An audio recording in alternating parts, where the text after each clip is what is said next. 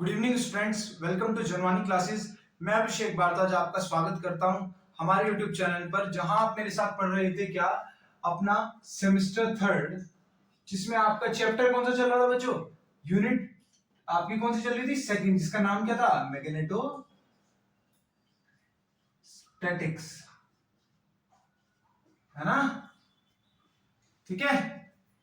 और देखो बच्चों, उसमें आपका मैं क्या चला रहा, मैंने आपको लास्ट टाइम क्या पढ़ाया था? मैंने आपको टाइप्स ऑफ पोटेंशियल्स पढ़ाए थे, मैग्नेटिक पोटेंशियल्स। मैंने आपको लास्ट में क्या बताया था? मैं आपको पढ़ाऊंगा, एक्सप्रेशन करवाऊंगा किसका? आपका किसका? वेक्टर मैग्नेटिक पोटेंशियल का। वेक्टर मैग्नेटिक पोटेंशियल का देखो, समझो। सबसे पहले तो इसको, इसके बेसिक्स पे बेसिक समझो। इसका एक्सप्रेशन करवाने से पहले एक चीज देखो। देखो आपके पास इलेक्ट्रोस्टैटिक्स में क्या होता है? क्या होता है आपके इलेक्ट्रोस्टैटिक्स में? वहां आपके पास करंट ना होके चार्ज होता है ना? और आपके पास क्या फॉर्मूला होता है पोटेंशियल का? V equals to 1/4πε0 Q by R। यही फॉर्मूला होता है, यही फॉर्मूला होता है, ठीक है? यही फॉर्मूला होता है। यहां पर आपके पास इन magnetostatics,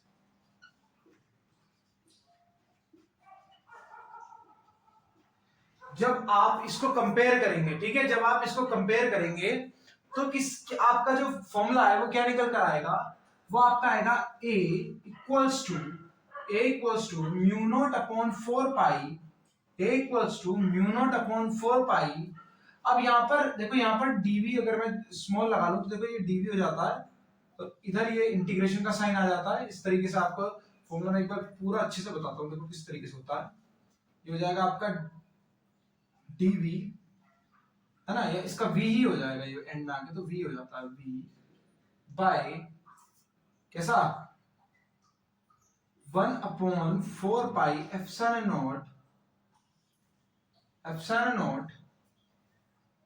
dq by r square, dq by r ये जाता है dq by r, dq by r, ठीक है। अब इसी तरीके से सिमिलरली हमारे पास यहां, अगर इससे आप कंपेयर करोगे तो देखो यहां पर साइन, ये यहां पर कांस्टेंट अलग होता है, यहां पर होता है 1/4πε0, यहां पर होता है हमारे पास mu naught upon 4 pi. Integration का साइन आ जाएगा। अब हमारे पास यहाँ चार्ज नहीं होता, हमारे पास फिर होता क्या है? क्वेश्चन आएगा कि फिर हमारे पास होता क्या है? फिर हमारे पास इसकी जगह पर होता है आइडियल, ठीक है, वो करंट एलिमेंट, वो करंट एलिमेंट अपॉन आर। हमारे पास फिर इसकी जगह पर ये होता है, ठीक है। तो ये हमारे पास आ जाता है, इसका क्या? इसका एक्सप्रेशन, एक सिंपल एक्सप्रेशन की बात करूं तो मैं, ठीक है, कंपैरिजन करोगे तो आप इस तरीके का एक्सप्रेशन आएगा, ठीक है। अब चलो हम इसको एक्सप्रेस करते हैं, मतलब हम इसको निकालते हैं। ये तो हो गया स्मॉल, एक छोटा सा कंपैरिजन, ठीक है। आई होप आपको यहां तक कोई डाउट नहीं होगा, ठीक है। ये तो चलो मैंने सिर्फ बताने के लिए बताया, इसमें नोट करने वाली कोई चीज नहीं है बच्चों। नोट करने वाली चीज तो अब होगी, ठीक है। हेडिंग को थोड़ा सा चेंज कर लेंगे, लिख दो expression for vector magnetic potential. थोड़ा सा चेंज कर लेते हैं, और क्या आएगी हेडिंग आपकी? Expression for vector magnetic potential, ठीक है। इसका एक्सप्रेशन निकालने चलते हैं। क्या करेंगे? सबसे पहले क्या करेंगे? सबसे पहले मैं कोई एक अपना पुराना काम करूंगा, क्या? कोई एक करंट कैरिंग लूप ले लूंगा, स्ट्रेट वाइड एरिया, ठीक है। इस तरीके से आप करंट अगर इस तरीके से फ्लो कर रहा है तो ये आपकी मैग्नेटिक फील्ड लाइंस होगी। मान लो हमें इससे पी पॉइंट पर निकालना है, ठीक है। क्या करते हैं हम एक इसका स्मॉल एलिमेंट, करंट एलिमेंट ले लेते हैं, इसका नाम रख देते हैं डीएल, ठीक है, आई डीएल। एक स्मॉल करंट एलिमेंट ले लेते हैं हम इसका, ठीक है, ठीक है। इसका एक स्मॉल करंट एलिमेंट ले लेते हैं, ठीक है। तो देखो किस तरीके से करते हैं, जब हम बायोट सर्किट लॉ लगाते हैं, ठीक है, यूजिंग बायोट सर्किट लॉ, क्या कहता है आपका? फॉर स्मॉल करंट एलिमेंट, यानी dB इक्वल्स टू, इंटीग्रेशन से करेंगे तो आपका B आ जाएगा, ठीक है, mu naught upon 4 pi mu naught upon 4 pi I D L, देखो अपॉन आर स्क्वायर। यहां पर जो आपका साइन थीटा है, ठीक है, आइडियल साइन थीटा होता है ना, जो आपका यहाँ पर साइन थीटा है, क्या है, जो आपका यहाँ पर साइन थीटा है, यहाँ पर देखो एंगल क्या आ रहा है, एंगल उन दोनों के बीच का आ रहा है 90 डिग्री। देखो हम पहले इस पॉइंट के लिए निकाल रहे हैं, ठीक है।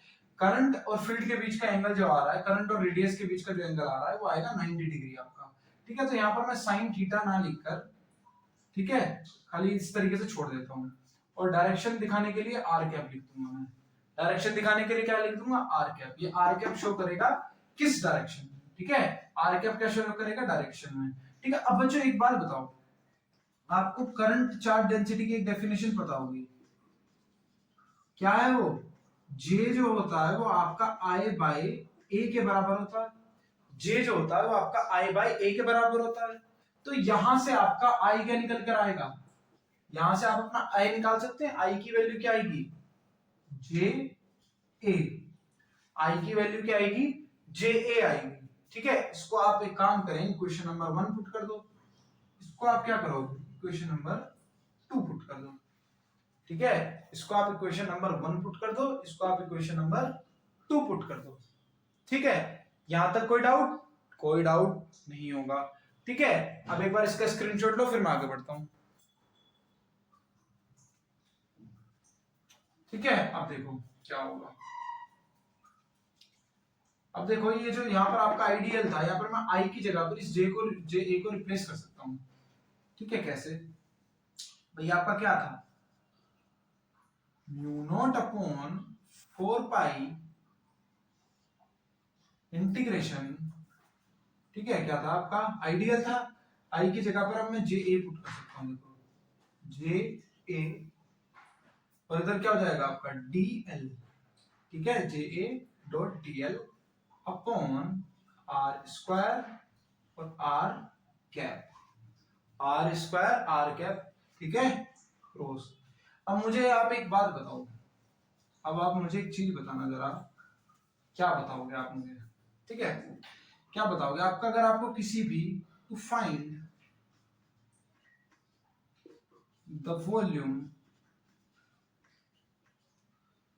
ऑफ एनी फिगर,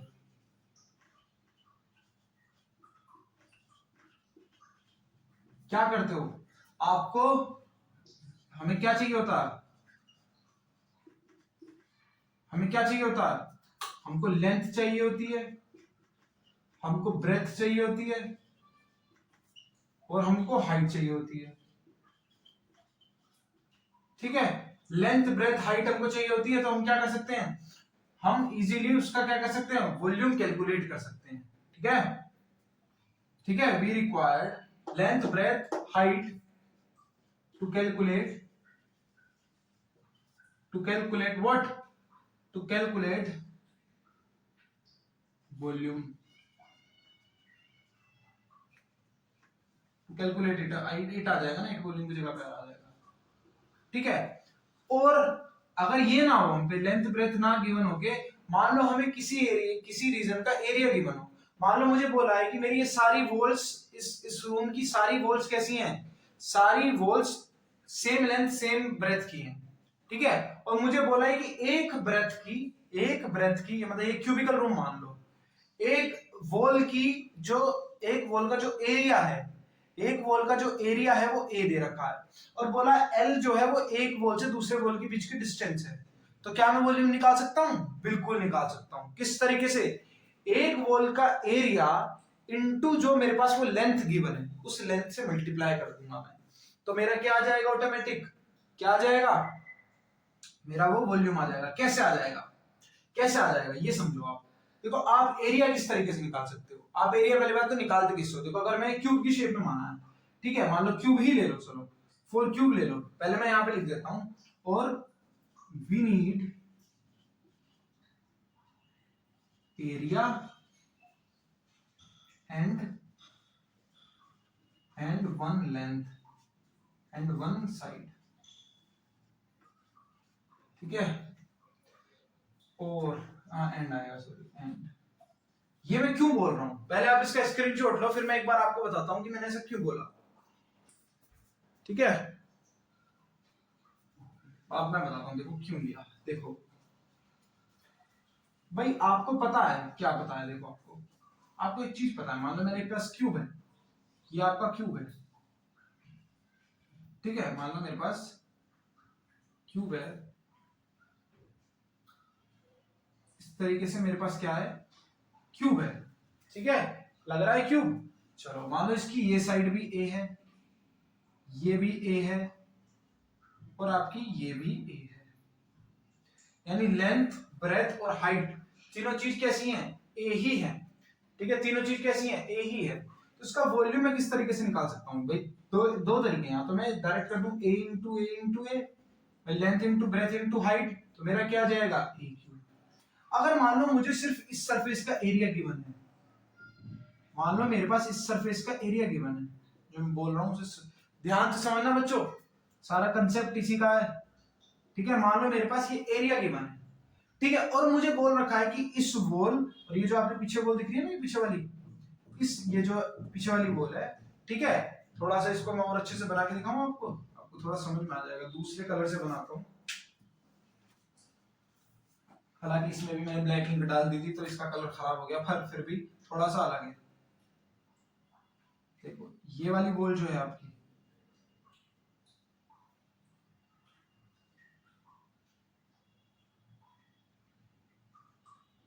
किस तरीके से बनेगा ये मैंने, ये वाली जो वॉल है आपकी, ये जो बैक साइड वॉल है, ये वाली जो वॉल मैं आपको गिवन कर रहा हूँ, ठीक है, आई होप आपको समझ में आएगा मैं किसकी बात कर रहा हूँ, ठीक है, फिगर से आपको थोड़ा सा आइडिया हुआ होगा मैं किसकी बात करी है, ठीक है। जैसे ये वाली वॉल है और आपके जस्ट कैमरे के पीछे वाली वॉल है, ठीक है, या इस साइड की वॉल और इस साइड की वॉल, ठीक है, उन दोनों के बीच की डिस्टेंस, और वो भी क्या है, वो भी ए है। तो मान लो इसका एरिया गिवन होगा, तो एरिया किस तरीके से गिवन होगा भाई, एरिया अगर आपको फ्रंट का गिवन होगा तो एरिया किस तरीके से गिवन होगा, एरिया आपको गिवन होगा ए स्क्वायर की फॉर्म में, ठीक है, और आप मल्टीप्लाई करवा दो अगर उस डिस्टेंस के साथ, तो आपका क्या आ जाएगा, तो भी तो आपका ए क्यूब ही आएगा, तो भी तो आपका ए क्यूब ही आएगा, और दोनों क्या है, वॉल्यूम ही है। ये एक तरीका तो ये है वॉल्यूम निकालने का। अच्छा मान लो मेरे पास ये क्यूब ना होके क्यूबॉइड होता, भाई क्यूब ना होके क्यूबॉइड होता, अब आप बोलोगे सर ये तो ए तो इस वजह से आ गया, चलो मान लो क्यूबॉइड होता, फिर भाई क्यूबॉइड होता तो ज्यादा से ज्यादा क्या चेंज होता, length breadth height dimension change हो जाती, भाई ये लेंथ होती, मान लो ये एल होती, ये बी होती, और ये मेरे पास क्या होती, ये मेरे पास हाइट होती। तो मुझे इसका एरिया निकालने के लिए क्या क्या रिक्वायरमेंट होती, लेंथ की और हाइट की तो रिक्वायरमेंट होती, बस लेंथ और हाइट की रिक्वायरमेंट होती, यानी मुझे L इंटू एच तो गिवन होता, L इंटू एच मेरे पास क्या था, एरिया था, और मुझे एक वॉल से दूसरे वॉल के बीच की डिस्टेंस यानी b की वैल्यू गिवन होती। तो अगर मैं इस एरिया की उस लेंथ से, उस ब्रेथ से, सॉरी एरिया की जो मेरे पे ये लेंथ गिवन है ना b, इससे मैं मल्टीप्लाई करवा देता, यानी इधर भी मैं b से करवा देता, तो क्या आ जाता है एल बी एच, और एल बी एच मेरा क्या आता है, वॉल्यूम ऑफ क्यूबॉइड। देखो कोई डाउट, इधर कुछ भी हुआ, समझना, और कोई शेप लूं लेंथ ब्रेथ लेके, चलो एक लास्ट, इसके बाद नहीं बताऊंगा मैं, एक लास्ट शेप लूंगा बस, ठीक है, लास्ट शेप लूंगा, मान लो स्फीयर मान लो, चलो स्फीयर की वॉल्यूम क्या होती है, स्फीयर का एरिया क्या होता है, ठीक है, चलो यार उसमें थोड़ा सा अलग कॉम्प्लिकेशन आ जाएगा क्योंकि उसमें कई सारे मल्टीपल सर्कल्स होते हैं, ठीक है, और वो भी अलग अलग डायमीटर्स के होते हैं, ठीक है, स्फीयर के। बाकी आप आई होप समझ गए होंगे, या आप पहले भी पढ़ के आए होंगे कि एरिया इनटू डीएल कर दो तो आपका क्या हो जाता है, वॉल्यूम हो जाता है।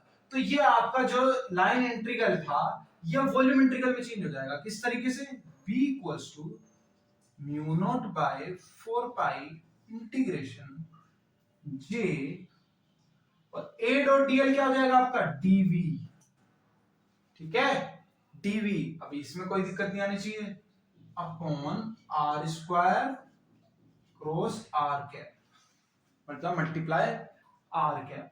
तो ये जो आपका इंटीग्रेट, अब आप वॉल्यूम में एंटर कर चुके हो, तो ये जो आपका इस a के मल्टीप्लाई करवाने से ही, ठीक है, तो ये जो आपका था ये आपका वॉल्यूम इंटीग्रल में चेंज हो जाएगा, इसे आप v से डिनोट, तो यहां पर आपको v लगाना पड़ेगा। ठीक है, यहां तक किसी को कोई डाउट, कोई समस्या हो तो कमेंट सेक्शन में बेझिझक होकर बताना। ठीक है, अब मैंने आपको बच्चों एक और चीज पढ़ाई थी, क्या इतनी बार मैं करवा चुका हूं ये डेरिवेशंस, उन डेरिवेशन में बार बार इसका यूज आ रहा है, मैं कई बार आपसे बोल चुका हूं कि इसको याद कर लेना। ठीक है, इसको आपको याद करना है, वेक्टर कैलकुलस की डायरेक्ट प्रॉपर्टी है, आपने फर्स्ट सेमेस्टर में भी पढ़ी होगी। क्या कि आपका r cap by r square जो होता है वो माइनस का ग्रेडियंट ऑफ 1 बाय आर के इक्वल होता है। ठीक है, तो मैं आशा कर रहा हूं कि आप सभी ये पढ़कर आए होंगे। ठीक है, पहले आप इसका स्क्रीनशॉट लो, फिर मैं आगे बढ़ता हूं। ठीक है, तो बच्चों अब क्या करेंगे, जब मैं इस चीज को इसमें अप्लाई करूंगा तो देखो क्या होगा। पहले तो हल्का सा छोटा सा चेंज करो कि मैं इस डीवी को बाहर ले सकता हूं इधर। ठीक है, तो ये जो आपका बी है ये हो जाएगा mu naught by 4 pi volume integral j cross r cap d v, थोड़ा सा मैं बाहर ले लूंगा। ठीक है, क्योंकि वॉल्यूम इंटीग्रल वाला डीवी आ गया है हमारे पास ऑन आर स्क्वायर। ठीक है, तो अब मैं यहाँ पे अप्लाई कर दूंगा इस वाली इक्वेशन में। ठीक है, अगर आपको लिखना हो तो इसको इक्वेशन 1, मैंने तो इक्वेशन 1 तो कोई बनाई नहीं थी। ठीक है, ये equation number 2। So from equation 1 and 2 we get, क्या मिल जाएगा हमको, from equation 1 and 2 we get, क्या मिल जाएगा हमको, b equals to mu naught by 4 pi volume integral j cross minus, मतलब मल्टीप्लाई का साइन, ये आपका क्रॉस ये क्रॉस प्रोडक्ट हो रहा है ना, माइनस डेल 1 बाय r, और क्या बचेगा बाहर, dv। क्या बचेगा, dv। ठीक है, ये आपका क्या बचेगा, dv। देखो अब तक मैंने कुछ नहीं करा है, जस्ट मैंने इस प्रॉपर्टी को अप्लाई करा। ये प्रॉपर्टी आपकी क्या थी, r cap by r square जो होता है वो आपका माइनस का डाइवर्जेंट ऑफ 1 बाय r के इक्वल होता है। ठीक है, इस प्रॉपर्टी को जो मैंने यहाँ पर अप्लाई करा, ठीक है, इस प्रॉपर्टी को जो मैंने यहाँ पर अप्लाई करा तो मेरे क्या बन गया, j क्रॉस माइनस का डाइवर्जेंट, माइनस का gradient of 1 by r dv। ठीक है, यहां तक तो किसी को कोई डाउट होना नहीं चाहिए। ठीक है, अब देखो आगे मैं क्या करूंगा। अब आपको पता है कि a क्रॉस b को मैं माइनस का b क्रॉस a लिख सकता हूं, तो अगर मैं इसमें हल्का सा चेंज लाऊंगा तो वो चेंज किस तरीके से हो जाएगा, कि पॉजिटिव कैसे बन जाएगा, b equals to mu naught by 4 pi volume integral, और यहां पे मैं इस तरीके से लिख सकता हूं del 1 by r cross j, आपका dv।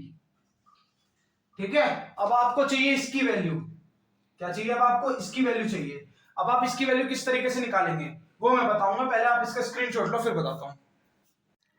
ठीक है, इसकी वैल्यू किस तरीके से निकालेंगे वो मैं आपको बताता हूं। अभी मैं आपको एक आइडेंटिटी याद करवाऊंगा, उस आइडेंटिटी को अच्छे से याद कर लेना बच्चों। वो आइडेंटिटी क्या होती है, देखो वो आइडेंटिटी आपकी इस तरीके से होगी, ये जो वैल्यू है इसको हम किस तरीके से खोज सकते हैं, 1 बाय r इधर क्रॉस j। ठीक है, इसको हम किस तरीके से खोल सकते हैं, देखो पहले हम क्या करवाएंगे, पहले हम इसका क्रॉस करवाएंगे j के साथ। ठीक है, क्रॉस का साइन आएगा भाई, पहले इसका इसके साथ del cross j, del cross j, एक सेकंड रुको बच्चों,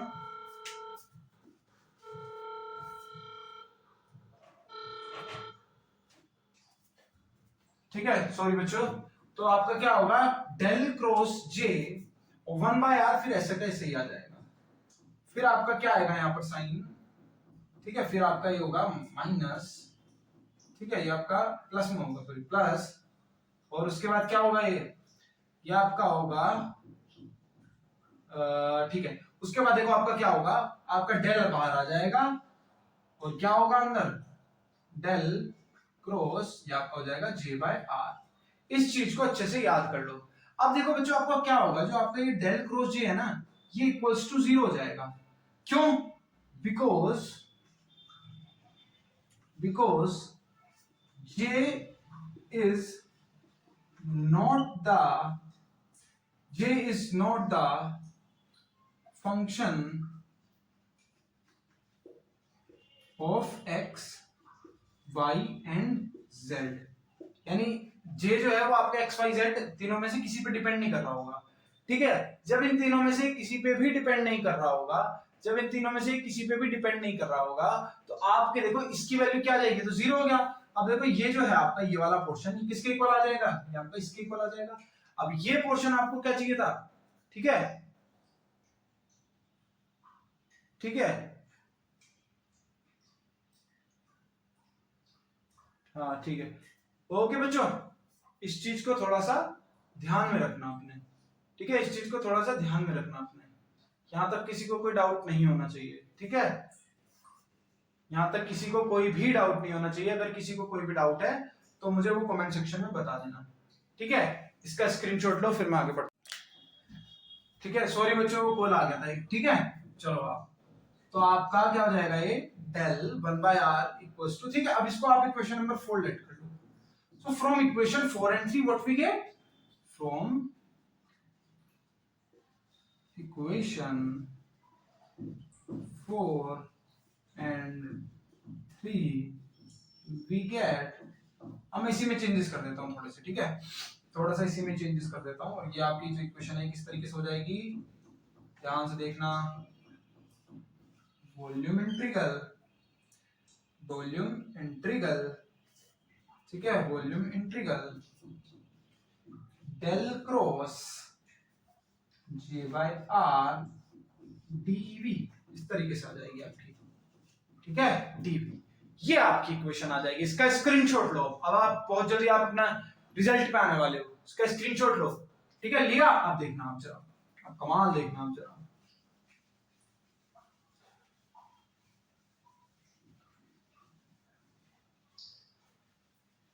अब देखना, इसको मैं इस तरीके से लिख देता हूं, क्या, del cross mu naught by 4 pi volume integral J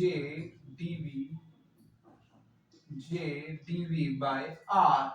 अब हमको एक और चीज पता है, मैं आपको प्रूव करवा चुका हूं, जो बच्चे नहीं अब तक आज क्लास में नए हैं वो इस प्रूफ को देख लेना, मैं पहले करवा चुका हूं, ठीक है। क्या करवाया था मैंने आपको, B इक्वल्स टू, भाई यही तो था, यही मेरा ए को ही मैं क्या बोलता था, मेरा वेक्टर मैग्नेटिक पोटेंशियल में ए को ही तो बोलता था। तो जब मैं इस इक्वेशन को, मान लो इस इक्वेशन 5 और इक्वेशन 6 को कंपेयर करूंगा, ऑन कंपेयरिंग